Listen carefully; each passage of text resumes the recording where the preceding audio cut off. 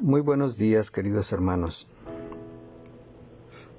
Iglesia, Congregación Tierra Fértil, qué bueno que estamos reunidos hoy, que hemos dispuesto nuestros corazones para escuchar palabra de Dios, que hemos dispuesto nuestro tiempo para estar en este lapso, en este breve espacio de tiempo, en la presencia de Dios, escuchando alabanzas, motivándonos, escuchando testimonios, regocijándonos en lo que Dios está haciendo en la vida de nuestros amados hermanos.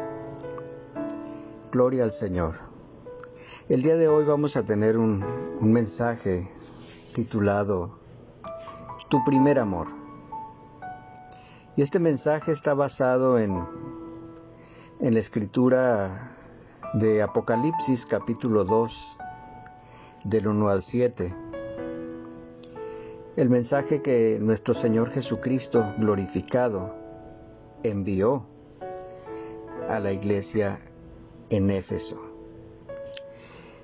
Vamos a preparar nuestros corazones y a decir al Espíritu Santo que nos ayude en esta hora a poder estar atentos a este mensaje, porque seguramente el Señor tiene una palabra para nosotros. Él nos ama. Padre, gracias por este precioso tiempo que tú has preparado para nosotros, porque este es el día que tú hiciste para que nosotros nos regocijemos en ti. Gracias, Espíritu Santo, porque tú pones en nuestros corazones el estar aquí hoy, amándote, buscando tu rostro, buscando aprender de ti, entender tu palabra y hacerla por obra. Ven a nuestras vidas, Espíritu Santo. Ven a nuestras vidas, Dios. Enamóranos más y más de ti. Ayúdanos a concentrarnos en ti, Dios. Te amamos. Gracias por tu palabra. Gracias, Espíritu Santo, porque tú nos mueves y tú nos enseñarás algo bueno, algo precioso en este día. A tu nombre la gloria, Padre, en el nombre de Jesús. Amén.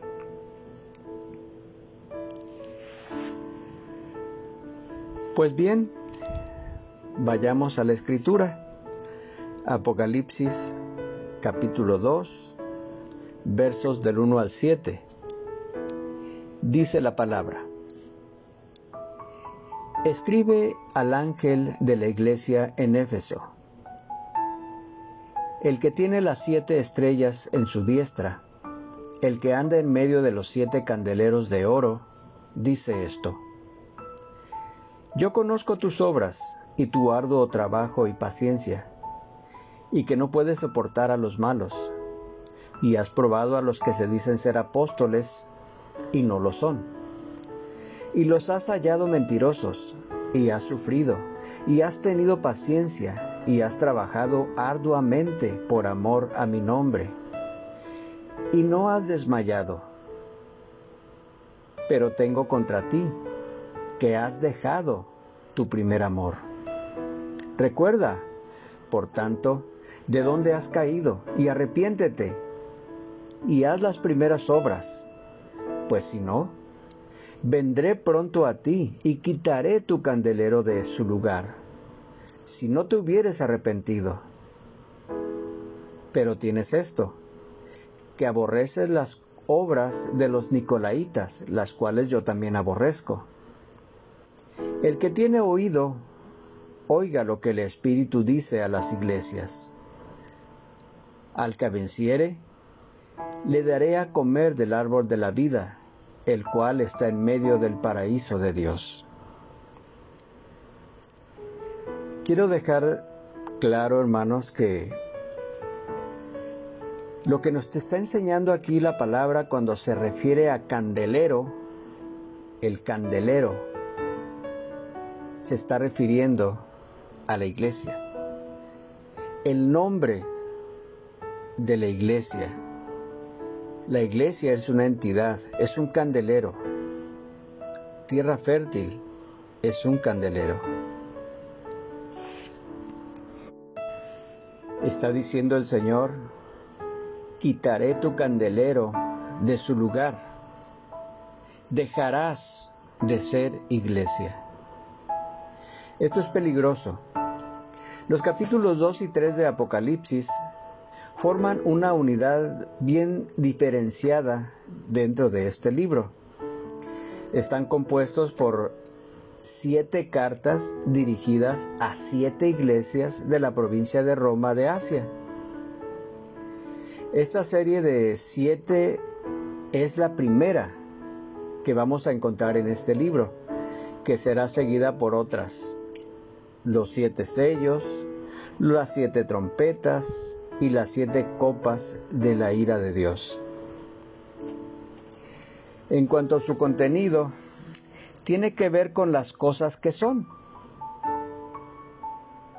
De ellas habla Apocalipsis 1:19, y que sirven de esquema general del libro de Apocalipsis. En verdad que algunas personas tienen mucha prisa por llegar a la sección de Apocalipsis, donde se tratan las cosas que han de ser, y casi ignoran estas cartas. Pero es muy necesario ver cómo el Señor corrige a su iglesia, le anima y le enseña para que viva de un modo que sea influyente en su tiempo y pueda estar así preparada para las cosas que van a suceder. Las cosas que van a acontecer en el futuro. Entendemos que cada una de esas cartas está dirigida a una iglesia real que existía en aquel momento. Ahora bien, ¿por qué el Señor eligió solo a esas 7 iglesias para enviarles una carta? Es verdad que en aquel momento había más iglesias en esa zona, pero seguramente estas fueron elegidas por ser representativas de todas las iglesias en todos los tiempos. Observamos que forman una colección muy interesante porque cada una es diferente, sus circunstancias son distintas y también lo son sus virtudes y también sus defectos. Por ejemplo, algunos detalles entre ellas: la iglesia de Éfeso, Dios le felicita porque odiaba las cosas que él odiaba, pero sin embargo les reprocha que habían dejado su primer amor. Eran por lo tanto una iglesia que odiaba lo malo pero amaba lo bueno. En cambio, en la iglesia en Tiatira ocurría todo lo contrario. En ella había amor, pero no expresaban ningún tipo de odio frente al pecado. Y por último encontramos la iglesia en Laodicea, en la que no había ni amor ni odio. No eran ni fríos ni calientes. En Esmirna el enemigo iba a echar a algunos en la cárcel y serían encerrados por 10 días. En cambio, en Filadelfia Dios se presenta ante ellos como el que tiene la llave y abre y ninguno cierra. Los creyentes de la iglesia de Pérgamo retenían el nombre de Cristo y no habían negado su fe, llegando alguno de ellos a dar su vida por su testimonio fiel. En cambio, en Sardis encontramos que los creyentes ya estaban muertos, aunque tenían nombre de que vivían. Estas situaciones nos lleva a preguntarnos cómo debemos interpretar estas cartas. Algunos han sugerido que cada una de estas iglesias representan distintos periodos históricos. Sin embargo, desde el nacimiento de la iglesia en Pentecostés, los rasgos descritos en cada una de estas iglesias han existido en todas las épocas. Por lo tanto, creemos que es más correcto entender que estas 7 iglesias son representativas de todas las iglesias en todos los tiempos. Fijémonos bien, siempre ha habido iglesias que han dejado su primer amor, han sufrido persecución y han tenido temor al sufrimiento. han sido tolerantes y se han apartado de la pureza doctrinal.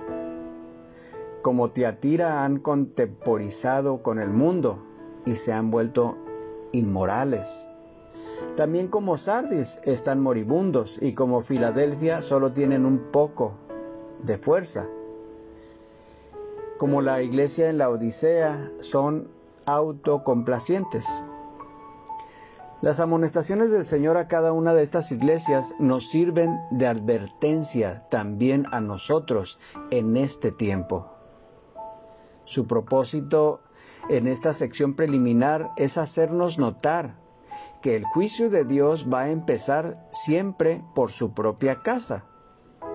En la primera carta de Pedro, capítulo 4, verso 17, nos da énfasis a este punto. Nuestro Señor quiere que su iglesia sea purificada del pecado para que pueda soportar las pruebas venideras y también para que no sea condenada junto con el mundo. Al estudiar cada una de estas cartas, veremos que hay un esquema general que puede resumirse en estos puntos: un saludo, un título del Cristo glorificado, una sección encabezada con las palabras "yo conozco", con la que se inicia la alabanza de aquello que la iglesia tiene de bueno. También en estas 7 cartas encontramos una crítica de la iglesia, salvo en los casos de Esmirna y Filadelfia. Estamos refiriéndonos a las 7 en general, a las 7 iglesias de Asia, las 7 cartas. También hay una advertencia, una exhortación que comienza con las frases "el que tiene oído, oiga". También hay una promesa que comienza con la expresión "al que venciere, yo le daré". Hay algunos puntos importantes sobre Éfeso. Pérgamo era oficialmente la capital de la provincia de Asia. Éfeso era su mayor ciudad. En ella se encontraba la sede de los tribunales y del gobierno proconsular. Esto lo tenemos ahí en Hechos 19:38. En el tiempo en que Juan escribía, era un gran puerto de mar. Había cerca un río muy importante. Este hecho lo convertía en la puerta de Asia, porque por ahí entraba muchísima gente. Desde la perspectiva religiosa, se destacaba el culto que se rendía a Artemisa, llamada también Diana de los Efesios, ahí en 19:35 de Hechos. Su templo fue el templo religioso más grande jamás construido, llegando a ser considerado como una de las 7 maravillas del mundo antiguo. Pero entre los efesios tenían también mucho arraigo las artes mágicas. Ahí en Hechos 19:19 nos habla también de esta situación. En Efesios se celebraban los juegos muy famosos, los Juegos Olímpicos de aquel tiempo, y atraían a personas de todas las provincias. Era muy famosa esta ciudad. En cuanto a la iglesia en Éfeso, debemos decir que tuvo grandes privilegios espirituales. Fue establecida por el apóstol Pablo, que pasó en aquella ciudad más de 2 años. Por ella pasaron grandes predicadores y maestros de la época, como Timoteo, que vivió allí también por algún tiempo. También estuvieron Aquila, Priscila y Apolos. En Hechos 18, del 24 al 26, nos habla de esto que estamos hablando. Y una antigua tradición asegura que el apóstol Juan vivió allí ya en su ancianidad. El apóstol Pablo les escribía una carta, y ahora en el libro de Apocalipsis vemos que el Señor mismo les envía otra por medio del apóstol Juan. Pero esta metrópoli, una vez poderosa, es hoy un montón de ruinas. que solo sirve para la distracción de los turistas. Tenemos ahí el primer versículo del capítulo 2, el saludo. Este saludo dice al ángel de la iglesia en Éfeso. Aunque en realidad no hay duda de que la carta está destinada a todas las iglesias en general. El mensaje proviene de nuestro Señor Jesucristo. Él es el remitente. Y en ella se describe a sí mismo como el que tiene las 7 estrellas a su diestra, el que anda en medio de los 7 candeleros de oro. Nuestro Señor Jesucristo se nos presenta aquí andando entre las iglesias. Se está dando este detalle para darnos a entender que Él está recorriendo las iglesias, examinando con ojos de fuego su condición espiritual. Y mientras se mueve en medio de las iglesias, Cristo sostiene con firmeza a los pastores en su mano. Como ya hemos mencionado, Él juzga a sus iglesias antes de proceder a juzgar al mundo. Y al fin y al cabo, lo que nos debe importar es su veredicto. De nada sirve que una iglesia sea alabada o despreciada por los hombres. Lo que realmente importa es lo que Cristo piensa de cada iglesia. Estas cartas, siempre que es posible, se alaba a aquellas iglesias que más tarde van a ser reprendidas por algún defecto. Lo primero que nos dice es que Cristo exaltado conoce lo que sucede entre su pueblo. Yo conozco. ¿Cuáles eran estas cosas que el Señor conocía de la iglesia en Éfeso? ¿Y por qué? ¿Por qué está mencionando? ¿Cuál es la preocupación? También Él está alabando a la iglesia de Éfeso. Él les está alabando, dice, está tus obras y tu arduo trabajo. Ellos habían tenido que hacer un gran trabajo, llegando a estar exhaustos para enfrentar a algunos falsos apóstoles. Esto les había llevado a agotar todas sus reservas de energía. Ellos habían luchado contra ellos.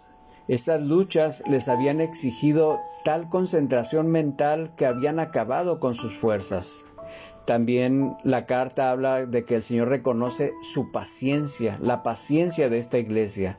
No se trata de la resignación que acepta lo que venga y agacha la cabeza sin oponer resistencia, sino más bien lo que aquí se describe es una actitud valerosa que acepta el sufrimiento y las pérdidas sin hundirse o abandonar.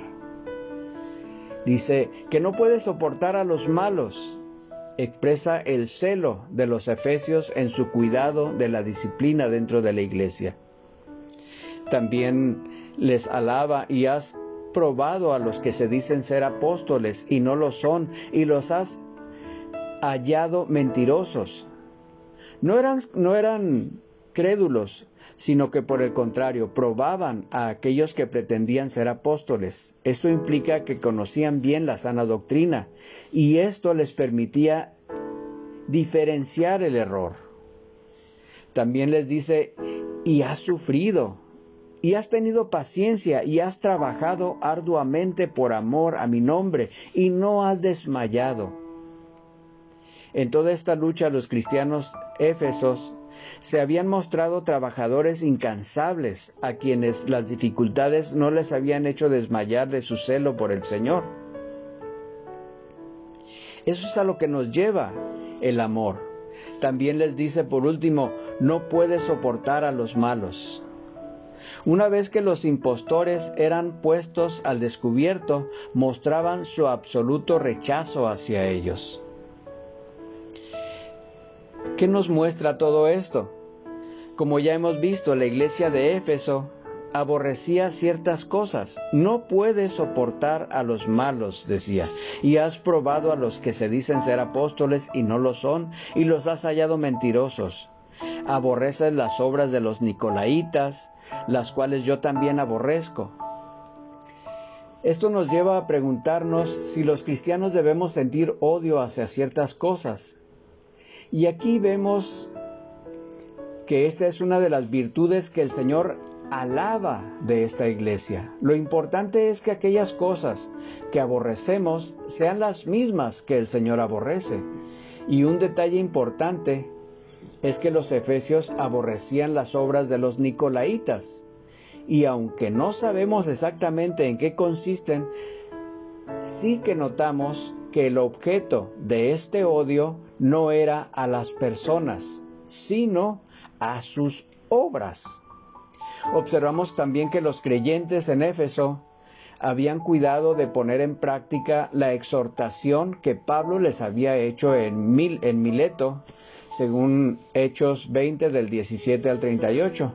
El apóstol se refirió a dos dificultades que los pastores tendrían. De fuera entrarían lobos rapaces, hombres impíos, emisarios del enemigo que no perdonarían el rebaño de Dios. Y de dentro se levantarían hombres que hablarían cosas perversas para arrastrar tras sí a los discípulos. Ante estos peligros, Pablo les rogó que guardaran el rebaño que el Señor había ganado al precio de su propia vida. Y en esta carta de Apocalipsis vemos que los ancianos de Éfeso habían seguido fielmente las instrucciones de Pablo. Ellos habían entregado totalmente a librar a la iglesia de estas falsas doctrinas y prácticas. Aunque no conocemos la naturaleza específica del error de los nicolaítas, aquí aprendemos que hemos de guardarnos de los falsos maestros. Para ello será necesario que pongamos a prueba a aquellos que, pretendiendo ser siervos de Dios, llegan a la iglesia y desconocemos su doctrina. Pero esto, a decir verdad, es realmente difícil e impopular en nuestros días. El clima de relativismo que se respira en nuestro alrededor ha entrado en la iglesia y nos han influido de tal manera que ya prácticamente no hay nada que se considere una herejía o un error doctrinal. Ya no estudiamos la palabra, ya no conocemos qué es la verdadera doctrina. Es extraño escuchar que una iglesia tache de falso maestro a un enseñador, teniendo una base sólida. Resulta curioso que aunque es posible encontrar varias alternativas totalmente opuestas sobre cada doctrina bíblica, sin embargo prácticamente nunca se habla de falsos maestros. Y esto es aún más extraño si tenemos en cuenta que el Señor y sus apóstoles nos advirtieron de que vendrían y estarían entre nosotros. El problema no es que no los haya, sino que se asume la postura cómoda del relativismo, en que lo moderno es que cada uno piense lo que quiera y que todos nos respetemos. Otros afirman, sin demostrarlo nunca con las Escrituras, que hay doctrinas fundamentales y otras que no son importantes, o que son importantes pero no fundamentales o esenciales. ¡Qué aberración! A partir de ahí es fácil aceptar cualquier doctrina extraña simplemente catalogándola de no fundamental. No hay duda de que el cristianismo moderno tiene un serio problema. Realmente tiene un serio problema en este punto. Algo que por otro lado la iglesia en Éfeso había resuelto con éxito. Nuestro Señor Jesucristo en su carta a los Éfesos, que es también para nosotros, está reprendiendo a su iglesia y dice: sin embargo, todo lo que los cristianos de Éfeso estaban haciendo bien, no excusa lo que hacen mal, lo que hacían mal. El Señor les iba a hacer un serio reproche por ello.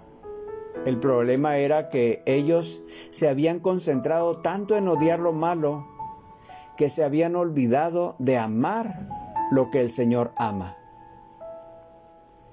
Lo que les dice exactamente es que ellos habían dejado su primer amor. Apocalipsis 2:4. ¿A qué se refiere por el primer amor? Tal vez se refiere al primer entusiasmo que tenían cuando descubrieron el amor de Dios y se convirtieron.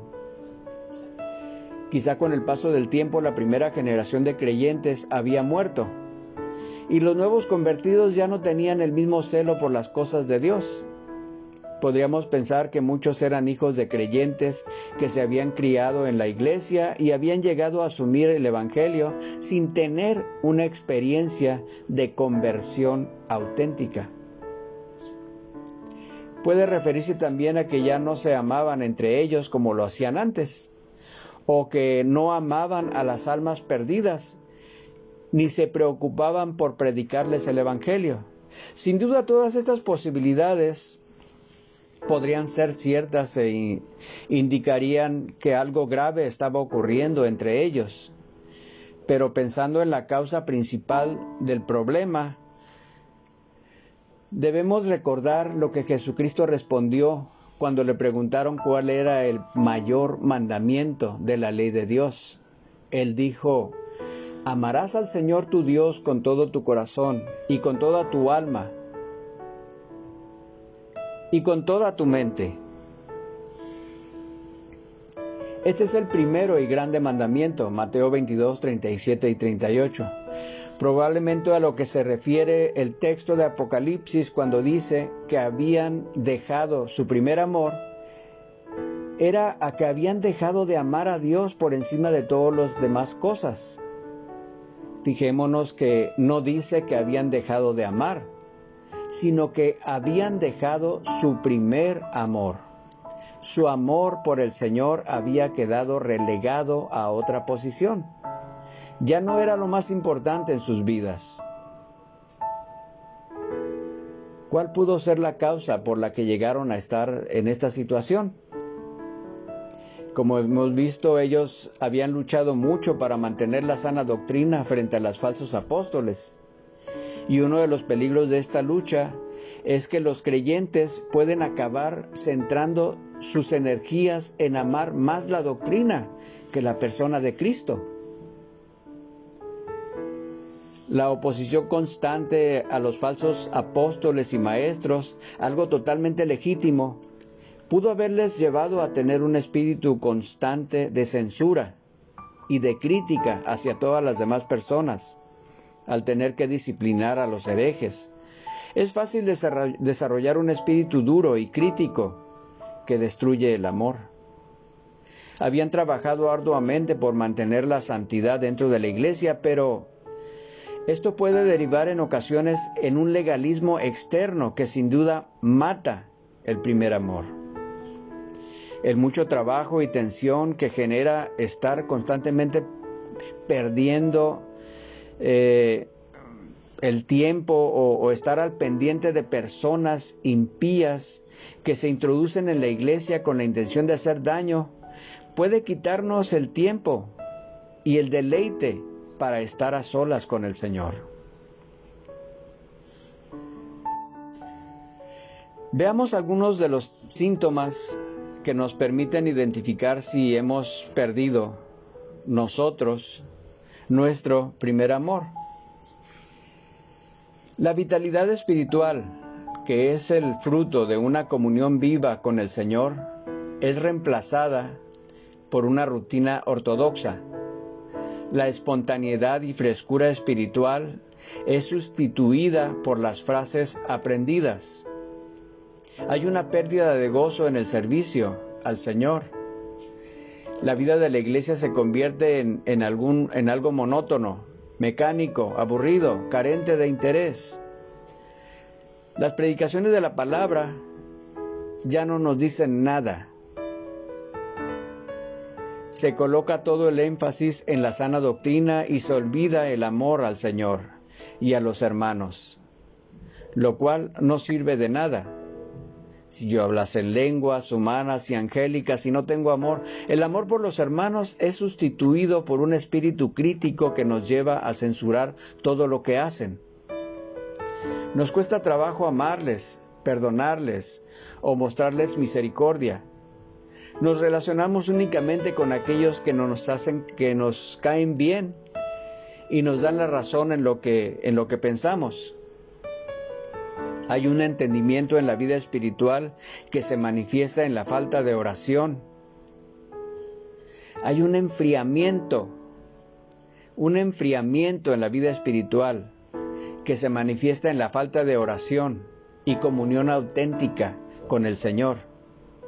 Esto nos lleva a centrarnos en nosotros mismos y en lo que a nosotros nos complace. Hay un olvido de los demás y sus necesidades. Se abandona la evangelización, se pierde la sensibilidad y somos incapaces de soportar la más mínima crítica. Finalmente, en muchos casos, todo esto da lugar a divisiones dentro de la iglesia. Y a final de cuentas, la iglesia queda disuelta. Es fácil entender esto, por ejemplo, si miramos a una pareja de enamorados, nos damos cuenta de que solo tienen ojos el uno para el otro, sienten admiración mutua y solo desean estar juntos. En cambio, podemos encontrarnos con un matrimonio que después de algunos años siguen juntos por inercia, pero cada uno de ellos tiene sus propias aficiones y sus propios amigos. Y ya no disfrutan el estar juntos. Han perdido su primer amor. Por todo esto, el Señor Jesucristo nos llama la atención, nos dice: recuerda por tanto de dónde has caído y arrepiéntete y haz las primeras obras, pues si no, vendré pronto a ti y quitaré tu candelero de su lugar, si no te hubieres arrepentido. En primer lugar, les hace un llamamiento al arrepentimiento y a continuación les advierte de las consecuencias que tendrán para la iglesia si no obedecen. Para llegar a un correcto arrepentimiento, debían seguir 3 pasos. Recuerda de dónde has caído, arrepiéntete, haz las primeras obras. La iglesia debía saber que podía arrepentirse y volver a su estado inicial. Pero si no lo hacía genuinamente, Dios le dice: vendré pronto a ti y quitaré tu candelero de su lugar. La seriedad de estas palabras nos hace ver la peligrosa situación en la que se encontraban. No podían continuar por más tiempo por la misma senda. De otro modo, sería un desastre espiritual que les llevaría a perder su condición de iglesia del Señor. Notemos que el Señor les dice: vendré pronto a ti. Y aquí no se refiere a su segunda venida, sino a una venida para traer el juicio sobre esta iglesia. El juicio consistiría en quitar el candelero de su lugar. Al fin y al cabo, en este estado espiritual en que se encontraban, ya habían perdido su capacidad para extender la luz de la verdad del Evangelio. Habían perdido su influencia sobre la comunidad que tenían a su alrededor, y Dios iba a juzgar esta situación quitándoles ese privilegio. Ya no serían más la iglesia del Señor. Seguramente ellos seguirían ocupados en sus actividades religiosas, mostrando un total ortodoxia, pero sin amor por el Señor y por las demás personas. Se reunirían domingo tras domingo para cantar sus himnos y escuchar los sermones, pero sin poder causar un impacto espiritual en las personas. La luz se había apagado definitivamente, y aunque el cartel de la puerta del edificio siguiera identificándola como una iglesia cristiana, El Señor dice que habría dejado de serlo. ¿Cuántos locales de iglesias que en otro tiempo fueron fieles al Señor, hoy han sido convertidos en salas de baile, de juego, en museos, o sencillamente están cerrados? Es triste ver que esto está ocurriendo en muchas partes del mundo cristiano. El Señor continúa su exhortación y dice: el que tiene oído, oiga lo que el Espíritu dice a las iglesias. Todavía había solución, pero era imprescindible que escucharan urgentemente la voz de Dios. Esta misma frase se repite en cada una de las otras cartas y nos muestra la continua actividad del Espíritu Santo llamando la atención a las iglesias. Nos la está llamando a nosotros también. Ahora bien, debían escuchar de verdad, de una forma diferente a como lo estaban haciendo desde hacía tiempo. El Señor promete: si tú escuchas, vas a tener una recompensa. Al que venciere, le daré de comer del árbol de la vida, el cual está en medio del paraíso de Dios. Esto nos recuerda nuevamente que la vida cristiana es una vida de lucha continua. ¿Quiénes son los que logran vencer? ¿Y a quién o qué es lo que hay que vencer? Entendemos que se trata de vencer el pecado. Y en el caso concreto de los efesios, ellos debían arrepentirse de su estado de esterilidad espiritual para recuperar su primer amor. Se habían convertido en improductivos, ya no tenía ninguna influencia. Tú tienes una influencia aún, te consideras cristiano y eres considerado por tus amigos como una persona noble, como una persona confiable, como alguien que les puede guiar al Señor de la gloria. ¿Quién puede vencer el pecado? En este versículo encontramos una referencia a los primeros capítulos de Génesis, ahí en el huerto de Edén, llamado en griego paraíso. Ahí estaba el árbol del conocimiento del bien y del mal, del cual Dios les había mandado que no comiesen. Pero nuestros primeros padres desobedecieron y por ello fueron expulsados de Edén. Después de esto, y para que no pudieran comer del otro árbol que también estaba allí, el árbol de la vida, Dios puso querubines y una espada encendida que impedía su acceso a él. A partir de ese momento empezaron a morir los hombres.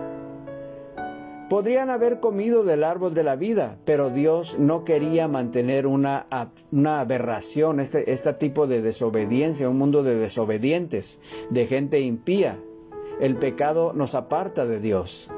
Así eternamente sobre la tierra, Él no iba a permitir esto. Así que se los impidió y los hombres comenzaron a morir. Ahora en cambio, vemos que al que venciere, Dios le dará de comer del árbol de la vida.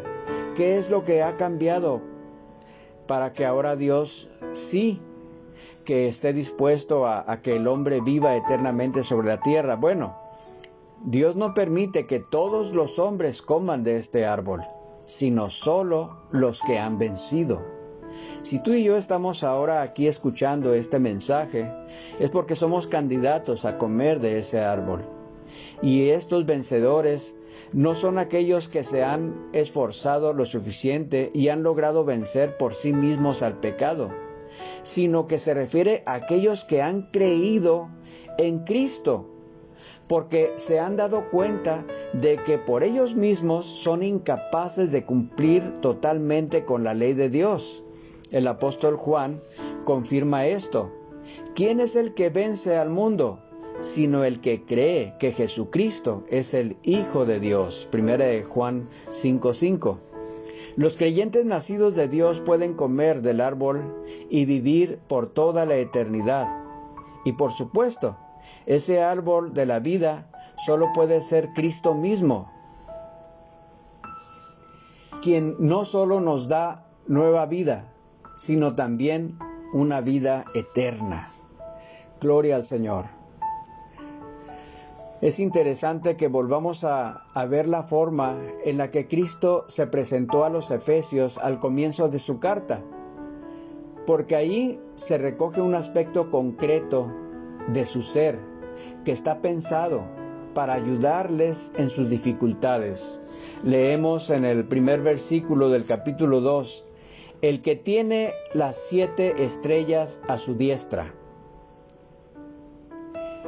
En nuestro las 7 estrellas probablemente se refiere a los ancianos o apóstoles de cada iglesia.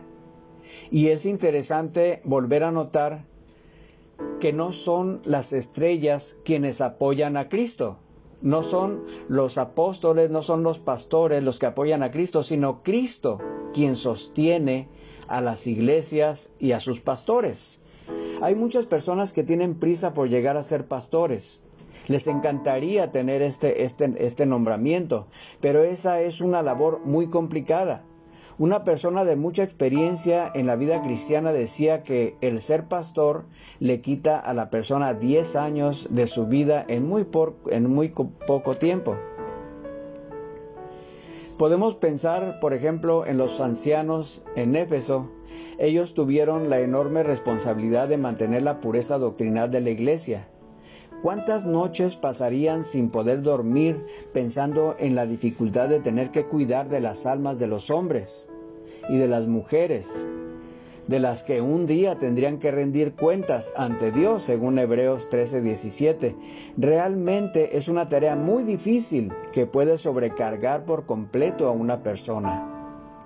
Y por eso es imprescindible no olvidar que todo depende de Cristo y no de los pastores.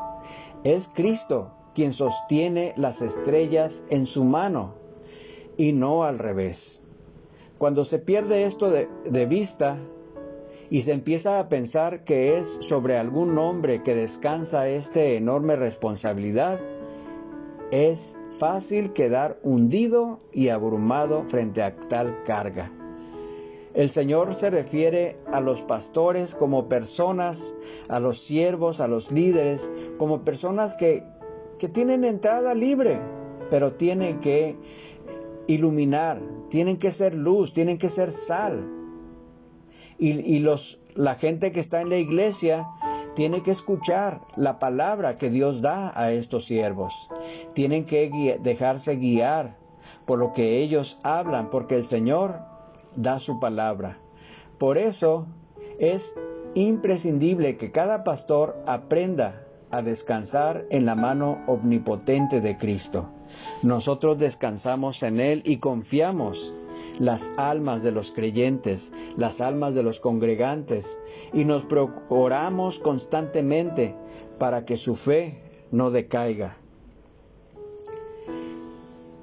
El que anda en medio de los 7 candeleros de oro. Es probable que el apóstol Juan estuviera preocupado por las noticias que le podrían estar llegando de algunas iglesias que él había tenido que dejar al ser encarcelado.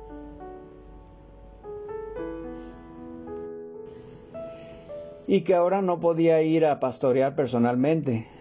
Es fácil sentirse frustrado en una situación así. Y quizá por eso Cristo tuvo que confortarle, explicándole que Él seguía andando en medio de los candeleros, en medio de las iglesias. Nuestro Señor Jesucristo, a través del Espíritu Santo, está acompañando a las iglesias.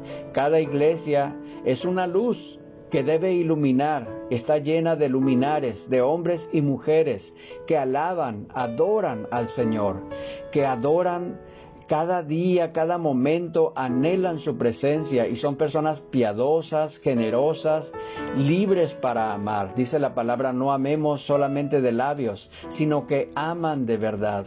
Los siervos de Dios van y vienen. Hoy están, mañana ya no. Pero las iglesias no dejan de existir. Por eso, puesto que en un último término no depende de ningún hombre, sino de Cristo, que nunca deja de andar en medio de los candeleros. En Él vivimos y somos y nos movemos. Cristo es la razón de nuestro existir. Amemos a los siervos, pero más que nada amemos al Señor. Aunque nuestras responsabilidades sean muy grandes, aprendamos a descansar en la mano de Cristo y dejar la responsabilidad final en Él. Confiemos en Él. Amemos a nuestro Señor. Amemos también, preocupémonos por nuestro candelero, por nuestra iglesia, para que cada vez sea una mayor luz que pueda iluminar y que pueda cumplir con el propósito que el Señor ha puesto en su corazón para nosotros. Te damos gracias, Padre, por esta palabra. Te damos gracias porque tú nos motivas a amarte más, a no descuidar nuestra relación, nuestra comunión contigo. Tú nos exhortas a que busquemos tu rostro, a que busquemos agradarte porque ya está pronta. Pronto estaremos delante de ti y pronto te miraremos tal como tú eres y nos regocijaremos y nos gozaremos. Y en cada victoria que tú nos sigas dando en la tierra, cada vez que podamos recibir esa victoria, nos gozaremos en ti porque tú nos das la victoria. Te amamos, Dios. Gracias porque tú nos animas a amarte de verdad y amar a nuestros amigos, a nuestros hermanos. Te amamos, Dios. Gracias por tu palabra. En el nombre de Jesús.